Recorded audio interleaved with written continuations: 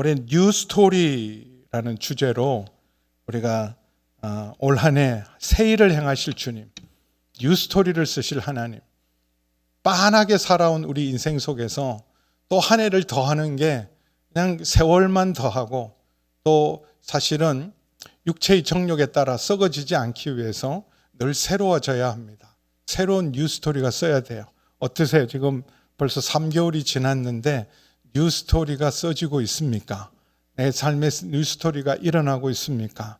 저는 분명히 믿어요. 우리나라에도 하나님께서 정말 새 일을 행할 줄 믿습니다. 뉴 스토리가 반드시 일어날 거예요. 그리고 우리 교회 안에도 이미 저는 뉴 스토리가 시작됐다고 믿습니다. 여러분 개인의 삶에도 여러분 정말 새로워지는 큰 은혜가 있기를 축원합니다. 근데 뭐가 새로워지냐? 껍데기나 무슨 전에 있지 않았던 일들이 일어나고 나도 결단해서 새로운 일이 일어나는 것도 중요하지만 내 속사람이 변화되지 않고 내 존재가 변화되지 않으면 새로운 일이라는 게 다 사실은 솔로몬이 고백한 것처럼 전도서 1장 9절에 해 아래 새 것이 없어요. 뭐 새 것이라 그래야 컴새 이름 쓰는 순간, 새롭게 하는 순간 또 더 새로운 게 나오기 때문에 실상은 우리의 존재의 변화 없이 새로운 일, 새로운 역사, 새로운 스토리는 써지지 않습니다. 그래서 고린도후서 4장 16절에 있는 것처럼 우리의 겉사람은 낡아지지만 우리의 속사람이 날마다 새로워져야 합니다. 날마다 새로워지는 일. 그래서 17절 보세요. 우리의 존재의 부르심에 대해서 고린도후서에서 제일 유명한 말씀 중에 하나예요. 고린도후서 5장 17절. 적어도 이거는 한 번씩은 들어보셨을 거예요. 다 함께 읽습니다. 시작. 그런즉 누구든지 그리스도 안에 있으면 새로운 피조물이라. 이전 것은 지나갔으니 보라 새 것이 되었도다. 새로운 피조물. 그리스도 안에 있으면 새로운 피조물, 새 것이래요. 아유, 이렇게 늙어가고 병드는데 무슨 새 것입니까? 우리의 속사람은 온전히 새로운 피조물, 새 것이라는 건 새 창조입니다. 이제 예수님이 오셔서 이 땅에 타락한 이 세상 질서가 아니라 하나님 나라의 새 나라, 오는 세상, 완전히 새로운 하나님의 세상을 예수님을 통해서 새롭게 창조해 가고 있습니다. 그래서 우리가 그 하나님 나라, 그 새로운 역사에 우리를 그 나라에 초청했을 뿐만 아니라 하나님 나라 새로운 역사에 새로운 피조물로 새 창조로 우리를 새롭게 하신 줄 믿습니다. 그럼 예수 왜 믿어요? 교회 왜 다닙니까? 거듭나고 새로운 피조물이 되셔야 돼요. 근데 저는 목회자로서의 부담 중에 부담은 이렇게 교회도 잘 다니시는데 예배도 잘 다니시는데 만약에 거듭나지 못하고 새로운 피조물이 되지 못하면 여러분도 큰일이지만 저도 하나님 앞에 가서 결산하실 때 너 뭐 했냐? 너 그 많은 시간들 너희 교인들 내가 내 양을 치고 내 양을 먹이라고 보냈는데 적어도 다른 거는 몰라도 확실한 복음으로 구원받게 하고 거듭나게 하고 새로운 피조물 되게 해야 되는데 만약에 구원받지 못한 분이 계시다면 거듭나지 못했다면 새로운 피조물이 못했다면 여러분도 큰일이고 저도 큰일이에요. 여러분 새로운 피조물이십니까? 새 것이 되셨습니까? 확인해 봐야 돼요. 진짜 내가 새로운 피조물인가? 내가 예수 제대로 믿고 있는가? 확인해 보시고 오늘 그저 따라오신 분들도 이건 분명히 확인하고 점검하셔야 돼요. 건강검진보다 훨씬 중요합니다. 영원히 달린 문제예요. 영원한 운명, 천국과 지옥이 영원한 심판과 영원한 구원이 달린 문제입니다. 근데 우리를 새롭게 하고 새로운 피조물인데 그 새로운 피조물 된 열매들이 몇 가지가 있습니다. 먼저는 14절에 보시면 그리스도의 사랑이 우리를 강권하는도다. 새로운 피조물이 되면 누가 가르쳐 주지 않아도 하나님의 사랑을 깨닫게 됩니다. 하나님 나를 사랑하신다. 나 같은 사람을 나보다도 더 나를 사랑하신다. 십자가는 하나님의 사랑입니다. 하나님이 세상을 이처럼 사랑하사 독생자를 주셨으니 근데 그게 그냥 머리로만 듣고 아무 생각 없이 듣고 나하고 상관없이 듣다가 정말 새로운 피조물이 되고 거듭나면 그 사랑을 알게 돼요. 나보다도 더 나를 사랑하시고, 내가 죄인 되었을 때, 예수님도 제대로 믿지 않을 때, 원수 되었을 때, 하나님을 등지고 배반하고 살 때조차도, 하나님을 무시하고 멸시하고 그렇게 살 때도 하나님은 나를 사랑하셨다. 그 사랑에, 나는 사랑받는 자라, 하나님의 사랑받는 자라는 각성이 우리가 새로운 피조물이 되면 알게 돼요. 하나님의 그 사랑, 하늘을 두루마리 삼고 바다를 먹물 삼아도 다 기록할 수 없는 그 은혜와 그 사랑을 아는 자가 거듭난 자요, 새로운 피조물입니다. 두 번째는 그 사랑 때문에 한 사람인 죄 없으신 예수님이 우리 모든 사람을 위하여 죽으신즉 모든 사람이 죽었다. 예수 믿고 나면 이전에 나는 더 이상 비포와 애프터, 전에는 나는 하나님 없이 살 때는, 이제는 그때는 그 육신의 삶을 자랑하고 추구했지만 더 이상 세상이나 육신을 추구하지 않고 이전에 좋던 것 이제는 값이 없고 그것을 추구하지 않고 옛사람은 죽고 그리스도 안에 나는 거듭난 사람이다. 이전에 나는 죽었다. 더 이상 옛날로 돌아가지 않는 것, 뒤돌아서지 않는 것. 돌아가고 싶으세요? 괜히 예수 믿은 것 같습니까? 괜히 예수 믿어가지고 남들은 다 즐기고 남들은 다 마음대로 사는데 나는 왜 예수 믿어서 이렇게 부담스럽고 눈치 보면 살아서 뒤돌아가고 싶습니까? 결코 뒤돌아서지 않은 No turning back. 어떤 경우에도 나는 이전으로 돌아가지 않겠습니다. 비록 부족하고 제대로 신앙생활은 못할지만 예수님 없던 그 삶으로는 다시는 돌아가고 싶지 않습니다. 새로운 피조물이에요. 이전에 좋던 것 이제는 갚았고, 죽었다는 말은 내 존재 자체의 죽음이지만 이전에 하나님 없이 육신으로 인간적으로 내 힘으로 하려는 것이 어떤 가치와 의미와 생명을 만들어내지 못하는 것이라는 걸 알게 돼요.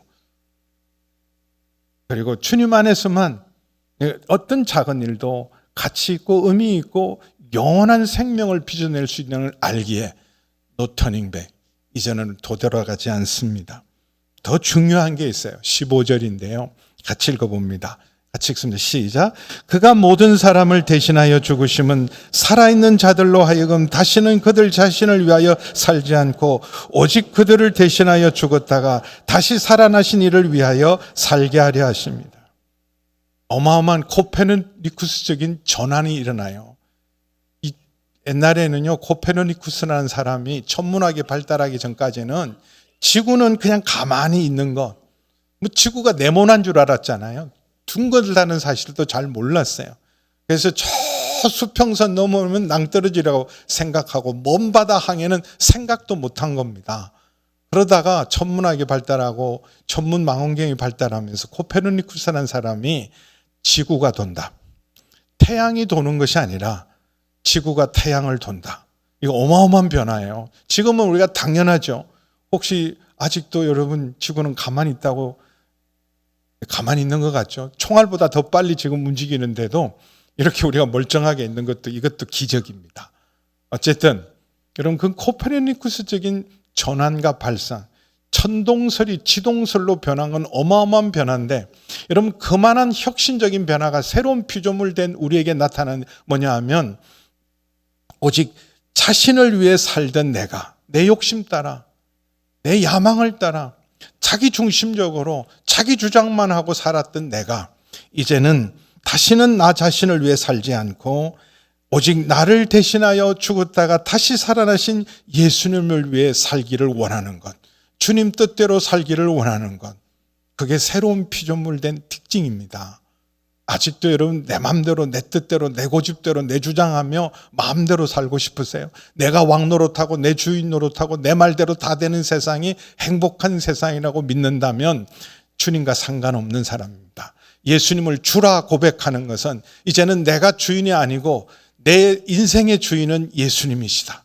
온 세상의 통치자가, 온 우주를 다스리시는 분이 예수님이고 내 삶을 주 앞에 드렸기에 예수님도 나의 주님이시고 나의 왕이시다. 내가 주인 삼은 삶을 기꺼이 내려놓고 내 중심에 그리스도를 모신 사람이 바로 새로운 피조물입니다. 그래서 우리 1대1을 하면 반드시 해야 될 키 그림이 있어요. 제자의 삶, 그리스도가 다스리는 삶, 그리스도인의 삶은 어떤 삶이 돼야 되는가? 그래서 저 중심에, 원래 중심에 예수님이 계신 게 아니라 모든 사람의 중심은 내가 있었어요. 내가. 내 자아가, 내 중심이, 내가 왕이 되고 온 세상이 나를 중심으로 돼야 돼요. 내 뜻대로 되고 내 맘대로 되고 나를 중심으로 돌아야 돼요.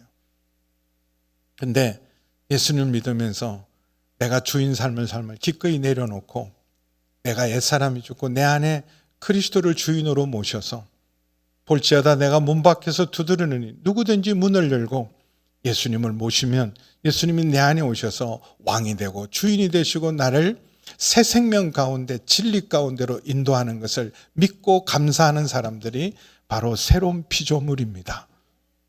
여러분 새로운 피조물이십니까? 그래서 자꾸 내 자아를 십자가에 못 박고 그래서 여전히 살아있는 내가 여러분 올라올 때마다 와장창 중창 우장창창 깨져야 돼요. 그래서 에베소서 4장 22절에서 24절 보겠습니다. 에베소서 4장 22절에서 24절. 자, 옛사람을 새로운 피조물 된 사람은 너희의 유혹의 욕심을 따라 썩어져가는 구습을 따른 옛사람을 날마다 벗어버리고 오직 너의 심령이 새롭게 되어서 매일 새롭게 되어서 하나님을 따라 의와 진리의 거룩함으로 지으심을 받은 새 사람을 입어야 돼요. 한 번 새로워지는 게 아니라 날마다 새롭게 날마다 의와 진리의 거룩함으로 빚어져 가서 마침내 주의 형상을 온전히 이루어서 그리스도의 장성한 분량이 충만한 자리까지 이르는 것. 그것이 바로 새로운 피조물입니다. 다시 한번 그 중심을 가만히 보세요. 가만히 여전히 내가 시퍼렇게 살아있으면 그럼 기꺼이 십자가에 못 박아야 돼요. 사순절 고난주간에 그거 확인하는 거예요. 내 안에 시퍼렇게 살아있는 내 자아를 다시 십자가에 못 박고 예수님이 나를 다스리십시오. 나를 인도해 주십시오. 여호와가 내 목자이십니다.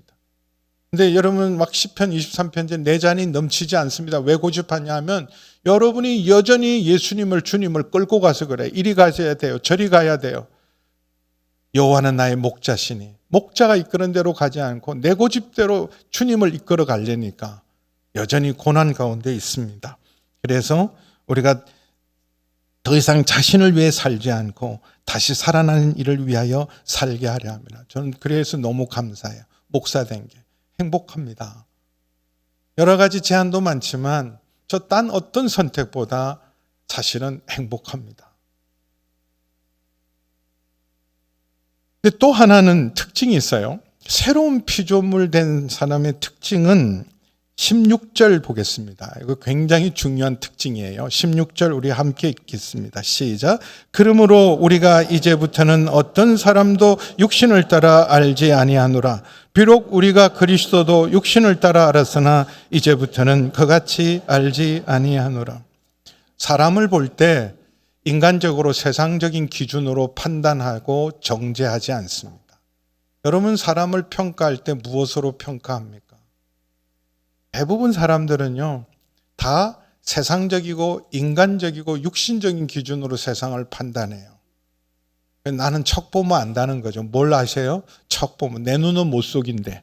뭘로요? 세상적이고 인간적인 육신적인 기준으로. 그래서 여러분 옆에 앉은 분이 마음에 안 드실 수도 있어요. 내 기준으로. 아, 왜 이분이 내 옆에 앉아? 옆에 분 한번 보실래요?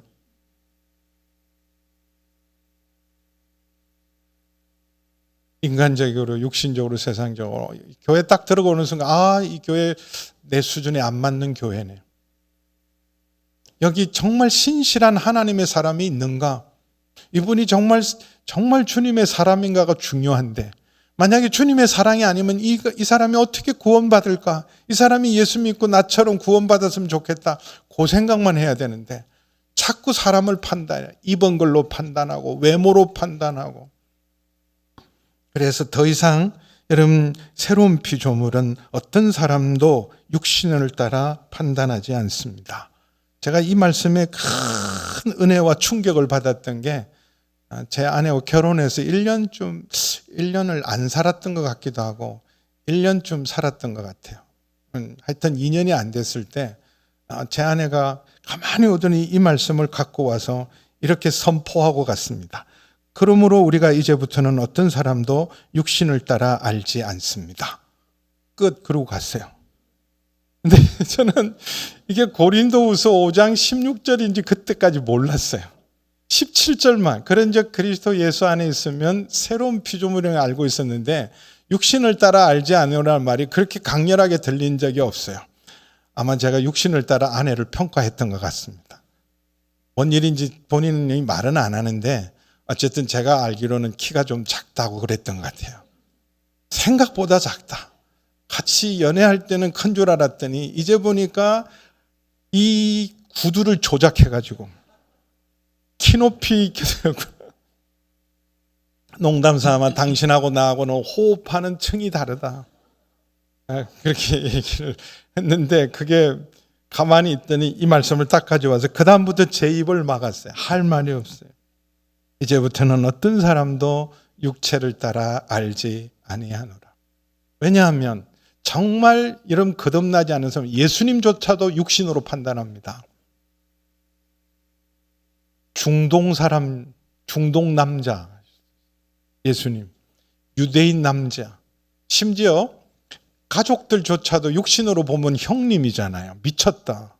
그렇잖아요. 동네 사람들도 우리가 다 아는 목수의 아들이고 우리 다 아는데 그래서 죽이려고 그래서 육신을 따라 보면 오히려 실족합니다. 사도 바울조차도 예수님을 육신을 따라 봤을 때는 나사렛 사람, 목수, 랍비도 아닌 사람, 바리새인도 아닌 사람, 그리고 메시아라면 메시아의 영광과 나라의 위상을 세워야 될 사람인데 오히려 십자가에 저주받은 남자, 육신으로 보면 도저히 믿을 수 없는 거예요.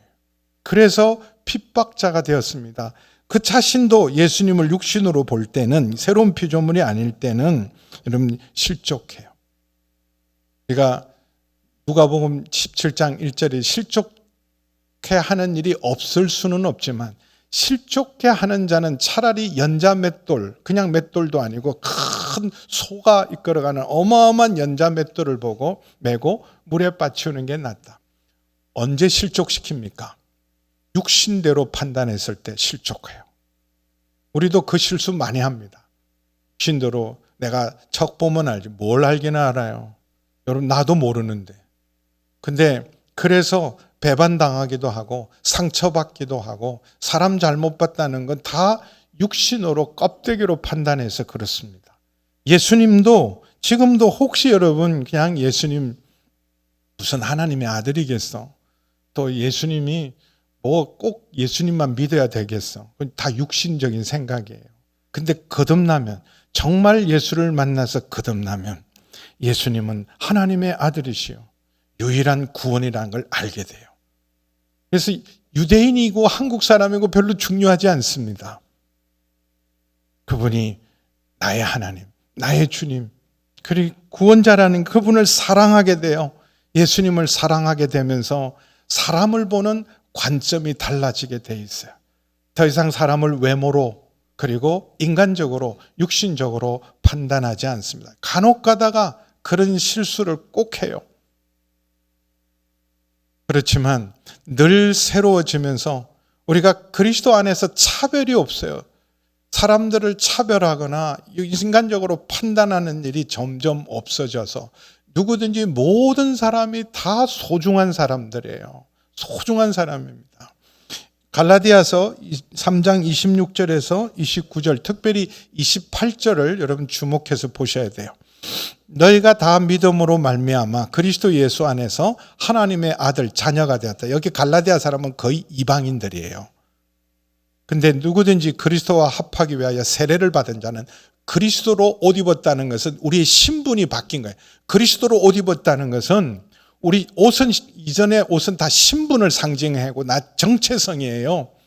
군인이다, 사제다, 그리고 저 사람은 왕이다. 이게 다 옷으로 구분합니다. 근데 우리는 무슨 옷을 입어요? 이제는 로마인이나 헬라인이나 유대인이나 이런 세상적인 신분이 아니라 그리스도로 옷 입었기 때문에 28절 함께 읽습니다. 시작. 너희는 유대인이나 헬라인이나 종이나 자유자나 남자나 여자나 다 그리스도 예수 안에 사나. 이거 그냥 둬 보세요. 29절 안 해도 될 것 같아요. 여러분 그 당시 2000년 전에는요, 유대인과 헬라인은 거룩한 것과 부정한 것, 천국 백성과 멸망의 백성에 도저히 하나 될 수 없는 어마어마한 간격이에요. 그리고 종과 자유인, 주인과 종의 차이는 넘을 수 없는 넘사벽이죠. 종과 로마 시민권자, 자유인, 이거는 어마어마한 차이입니다. 또 남자나 여자나, 지금은 여성시대라 여자분들이 훨씬 훌륭하죠. 동의를 100분 안 하시네. 근데 남자나 여자나 그 당시에는 여자들은 숫자에 세지도 않고 법정으로 증인이 되어도 목격자가 되어도 여자의 증언은 믿지 않았어요. 받지를 않았습니다. 그런데 그리스도 안에서 차별이 없다. 하나다. 하나님의 자녀다. 다 같이 하나님의 기업을 상속받을 자들이다. 주의 영광에 참여할 자들. 혁명이지요. 차별이 없느니라. 하나이니라. 이게 복음이에요. 그래서 아무도 정말 새로운 피조물이기 때문에 누구든지 그리스도 안에 있으면 새로운 피조물이라 더 이상 사람을 육신대로 판단하지 않습니다. 인간적으로 판단하지 않는 사람이 새로운 피조물입니다. 여러분 이 몇 가지 기준들, 사랑, 주의 사랑받는 자, 사랑을 알고 그리고 더 이상 내가 이전으로 돌아가지 않고 이전에 내가 쫓던 삶을 따라가지 않고 이전에 나는 죽고 이제는 나를 위해 사는 것이 아니라 내가 주인된 삶이 아니라 주님을 위해 주인이 주인된 삶에 감사하고 어떻게 하든지 그분의 뜻을 이루고 순종하기를 원하고 더 이상 어떤 사람도 예수님도 육신대로 알지 않고 어떤 사람도 육체대로 판단하지 않는 사람이 새로운 피조물인 줄 믿습니다. 그래서 여러분 지금 확인하셔야 돼요. 나 이거 안 됐다 그러면 정말 예수 다시 제대로 믿으셔야 돼요. 근데 이런 새로운 피조물에게 준 사명이 있습니다. 우리 모두가 다 은사와 부르심이 다 달라요. 다 목사겠습니까? 다 여러분 우리 은사가 다 다르잖아요. 은사가 다 다르기 때문에 목사도 있고 다른 일도 다 있지만 나는 내 은사가 따로 있지만 우리 모두가 감당해야 될 적어도 새로운 피조물이면 우리에게 주신 직분이 있어요. 이거는 다 감당해야 된다. 그것이 뭐냐 하면 화목케 하는 직분이에요. 무슨 직분이라고요? 화목케 하는 직분이에요. 우리 18절 함께 읽습니다. 시작. 모든 것이 하나님께로 났음에 그가 그리스도로 말미암아 자기와 화목하게 하시고 또 우리에게 화목하게 하는 직분을 주셨으니. 여러분 이 그리스도로 말미암아 우리를 자기와 화목하게 하셨다. 우리는 원래 하나님의 진노의 대상입니다. 죄와 허물로 죽었던 존재라 하나님과 원수된 사람이었어요. 로마서 1장 18절 19절 보겠습니다. 로마서 1장 18절 19절. 하나님의 진노가 불의로 진리를 막는 사람들의 모든 경건하지 않음과 불의에 대하여 하늘로부터 나타난다. 이는 하나님을 알만한 것이 그들 속에 보임이라. 하나님께서 이를 그들에게 보이셨음에도 불구하고 여러분 경건치 않음, 하나님 없이 사는 것, 하나님 무시하고 사는 것, 경건치 않음에서 모든 불의함을 마음 놓고 음란과 불의함 가운데 살아갑니다. 근데 이런 사람들의 특징은 죄와 허물로 죽은 사람의 특징이에요. 에베소서 2장 1절에서 3절 보겠습니다. 그는 허물과 죄로 죽었던, 여기 기도할 때 앞으로 바꾸셔야 돼요. 죽을 수밖에 없는 게 아니에요. 죄와 허물로 이미 죽었어요. 하나님 보시기에는 이미 죽은 존재입니다. 어떤 의미와 가치 있고 영원한 그 생명을 만들어낼 수 없는 허망한 죽음에 의해서 종로로 타고 결국은 죽음의 힘에 의해서 이끌림을 받는 그런 우리를 살리셨는데 허물과 죄로 죽었던 상태가 어떤 상태냐? 그때는 너희가 죄와 허물 가운데서 이 세상 풍조를 따르고 하나님 없는 악하고 엄란한 시대를 여러분 앞다투어서 유행처럼 이 세상을 따르고 공중 권세 잡은 자, 귀신이 어디 있냐? 근데 여러분 하나님의 통치 영역이 아닌 모든 곳에는 사단의 통치 영역입니다. 나도 모르는 사이에 죄 가운데 행하면 여러분 사단의 권세는 죄의 권세이기 때문에 공중 권세 잡은 자를 따르고, 지금은 불순종, 하나님의 말씀을 듣기도 싫고 행하기도 싫고 설교도 싫어요. 불순종의 영이 있으면. 불순종의 아들들 가운데 역사하는 영이라. 전에는 우리도 그 마음 가운데 우리 육체의 욕심을 따라서 육체와 마음에 원하는 것을 하는 것이 그게 죄인데 행복인 줄 알고 다른 이들과 같이 다 본질상 진노의 자녀였던 우리. 로마서 5장 10절은 우리가 하나님과 그래서 원수였습니다. 로마서 5장 10절 11절 보겠습니다.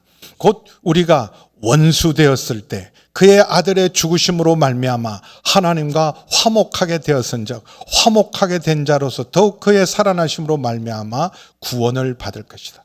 원수된 우리, 죄와 허물로 죽었던 우리, 하나님의 진노 아래 소망 없던 우리가 하나님과 화목된 것은 바로 십자가입니다.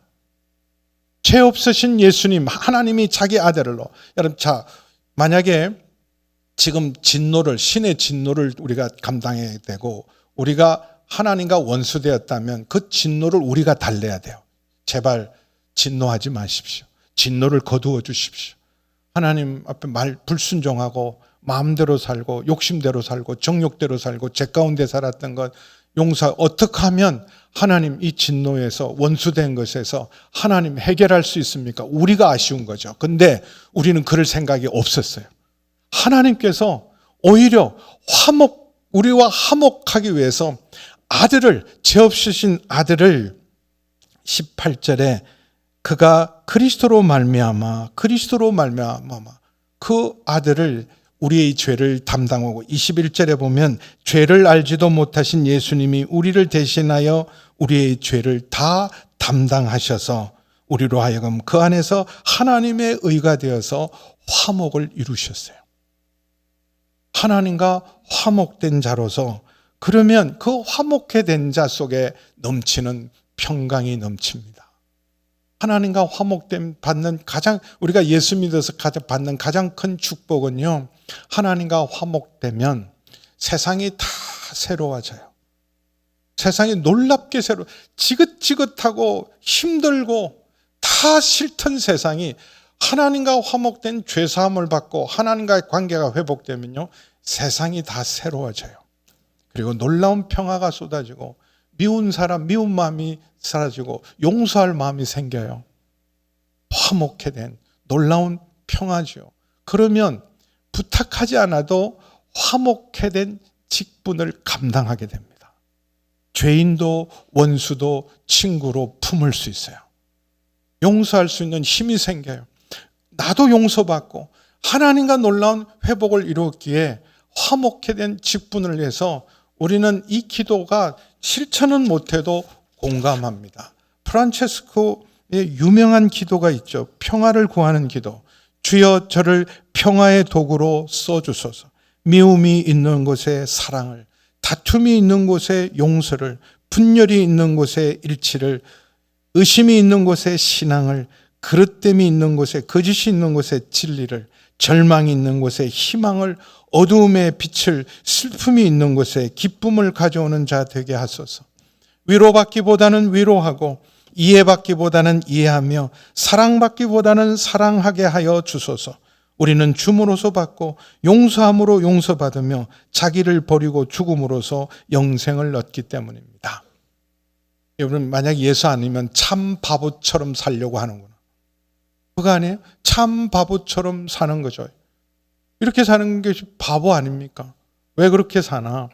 그런데 그 하나님과 화목된 그 은혜를 아는 사람은 어디를 가든지 평화의 사람이 되고 화목해하는 직책을 감당하게 됩니다. 근데 대부분은요, 미움과 다툼과 분열과 사람들로 하여금 의혹으로 흔들고, 그리고 희망을 주기보다는 절망을 주고, 그리고 위로하기보다는 위로받기 원하고, 이해하기보다는 이해받기 원하고, 사랑하기보다는 사랑받기 원하고, 주는 것보다 받는 것을 원하고, 그리고 이기적인 삶을 포기하지 않습니다.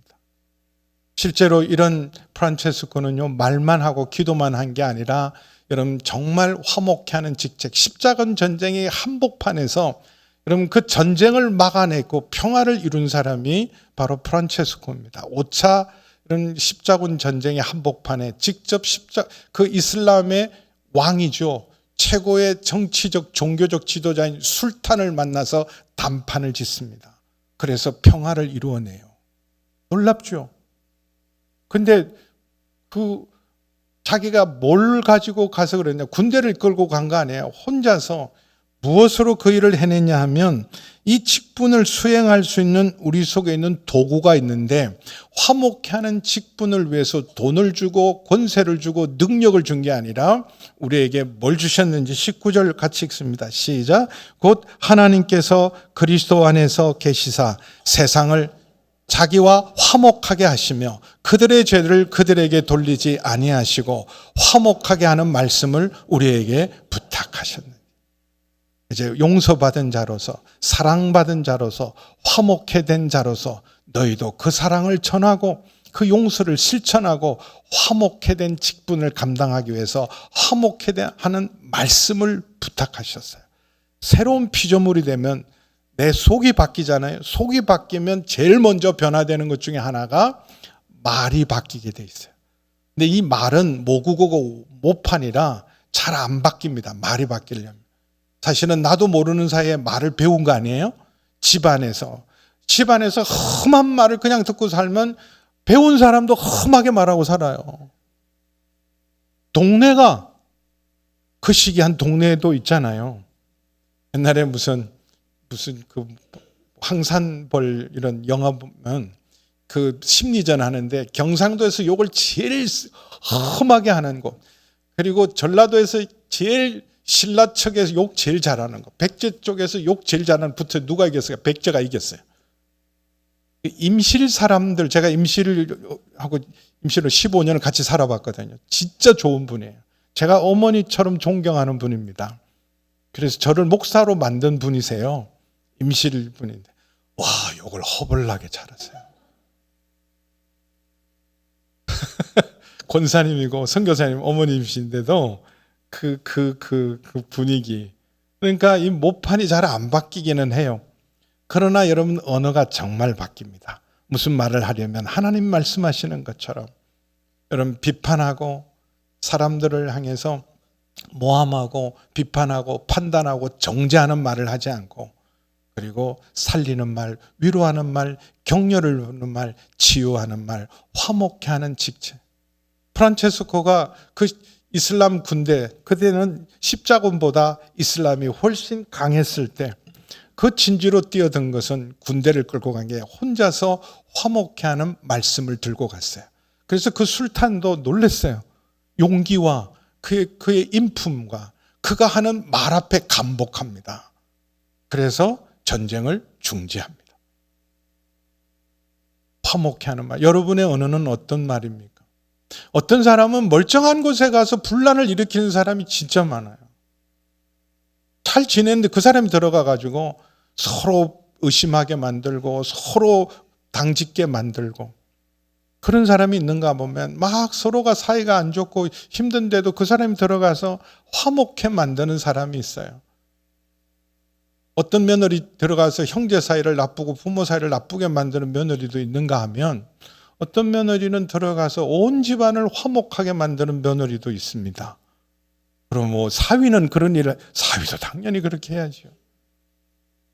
그런데 이런 요즘 사람들은 은사가 분열하고 비판하고 판단하고 정죄하는 것이 은사예요. 또 그렇게 말해요. 나 아니면 누가 이런 말을 하니? 하지 마세요.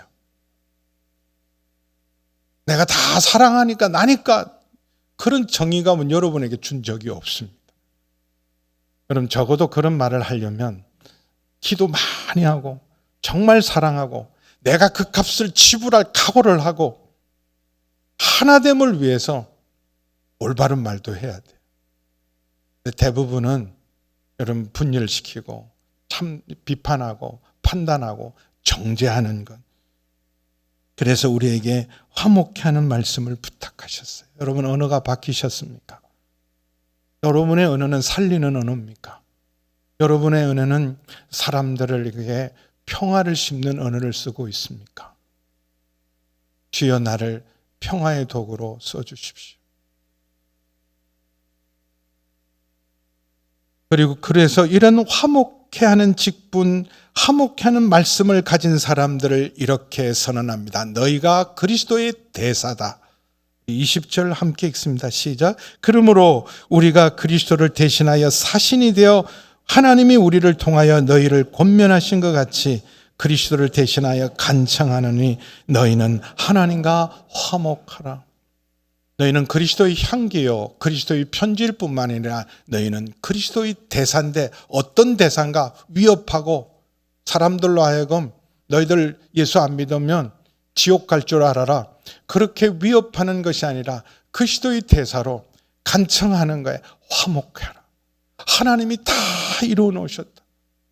다 용서하기로 하셨다. 아들까지 내어서 제 문제를 깨끗게 하셨다. 그러므로 하나님과 화목하십시오. 그럼 옆에 분한테 서로 이렇게 한번 도전하고 권면해. 하나님과 화목하십시오.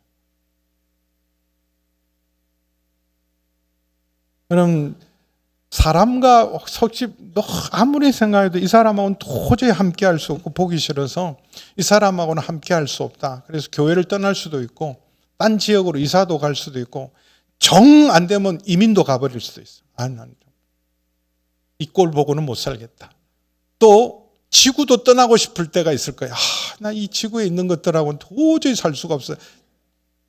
요새 가능합니다. 달에 가서 산대잖아요. 얼른 머스크가 달에 살게 해주겠대요. 그러니까 나는 이 지구 것들하고는 더 이상 상종 안 해.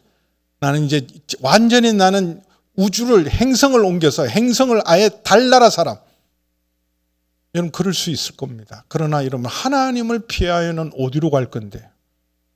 온 우주 끝에 숨어도 하나님을 피해서 하나님과 원수된 사이로는 우주를 도망가도 거기서 하나님을 피할 수가 없어요. 그래서 제일 우선순위가 뭔가?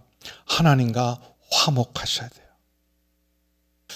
이전에 빌리 그레함 목사님이 북한을 방문해서 김일성을 만난 적이 있습니다. 1992년 김일성이 1994년 7월 아마 4일인가 7월 14일인가 죽은 걸로 알고 있는데 거의 마지막 방문이었어요. 빌리 그레함 목사님이 북한 선교를 위해서 굉장히 기도 많이 하시고 그래서 그 사모님이 빌리 그레함 목사님 사모님이 선교사로 한국에서 평양에서 선교사로 계시고 그래서 그 사모님이 평양에서 학교를 다녔어요. 그래서 그 계기가 되어서 평양을 방문하게 되고 김일성과 만났어요. 그래서 이제 김일성도 자기도 우리 어머니도 권사님이었고 우리 외삼촌도 목사였고 나도 주일학교 출신이다. 뭐 그런 얘기 했어요. 그리고 나서 다음에 꼭 오시라고 초청하고 다음에 오시면 말씀 전할 기회를 주겠다고 그랬는데 죽은 거죠.